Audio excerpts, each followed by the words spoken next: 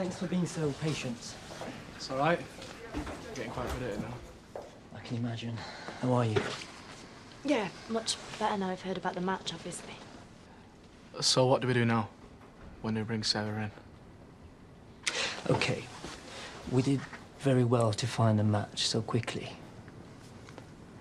But we spoke about how there can always be complications. Right, yeah. Especially if the donor's new on the register, which they are, by the way. We have to do more tests to see if they're a good enough match. Okay, so have you done the test? Is there a problem? No, we've not done them. And we're not going to be able to. Why? I thought you said the hard part was finding the donor. It is. But I'm afraid they pulled out. I'm so sorry. What, so they didn't think she was worth it? There are many reasons people come off the register. It could be illness, their family circumstances. Well, can't you go back to them? Tell them how much we need it. I'm afraid it's not an option. But there's still a chance of other donors joining the register, and there are alternatives. Only alternative is losing my daughter, and that is not going to happen. Debbie, just let me speak. We can manage Sarah's condition. There are steroid treatments available. No way. No way. I've seen what those things can do to people. I'm not taking that chance. OK, there are side effects, but they don't necessarily happen to everyone. Right, well, they're definitely not going to be happening to Sarah. Well, you do have some time on your side. Sarah's still not at the level of cellularity where she'd be suitable for a transplant in any case. What, you saying she's not ill enough? You want to try getting up with her in the night, then? I know, Debbie, I believe you, but it's still not at the point where a transplant's an emergency. We haven't got time.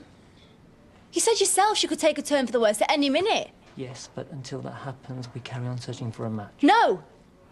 No, I'm sorry. I'm not taking that chance, not with her life. We'll do the IVF thing. You what? A saviour sibling. Right. OK, that is an option. There's no need to get ahead of yourself. The best match she could have is a brother or sister from the same parents, yeah? You mean have another baby? Yes, but even that isn't guaranteed to work. The only thing that is guaranteed is that she is going to get worse. Isn't it? Isn't it? Saying another baby is the only chance, but have we even got 9 months? What if it's not a match? What if it's got the same condition? Could you watch another kid go through that? I couldn't. You can do the IVF to make sure it's a match, can't you? It's called PGD, and it's more complicated than normal IVF. What's that? Pre-implantation genetic diagnosis. You select the embryo that's the best match for Sarah. Some people call it saviour sibling, but we can't promise you anything. It's very complicated, and it could take a long time. Right, well then we'll go private. What, now we're supposed to pay for that? I'll sell the garage, the house, I don't care. It's not just a question of money.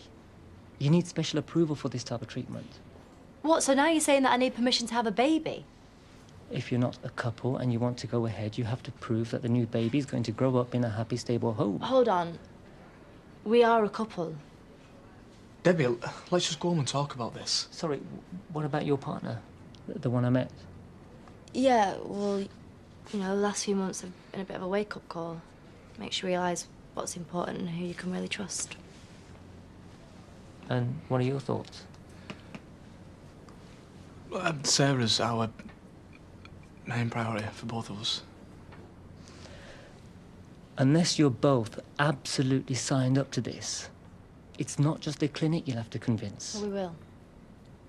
We'll get that approval, I don't care what it takes. Come on, Andy.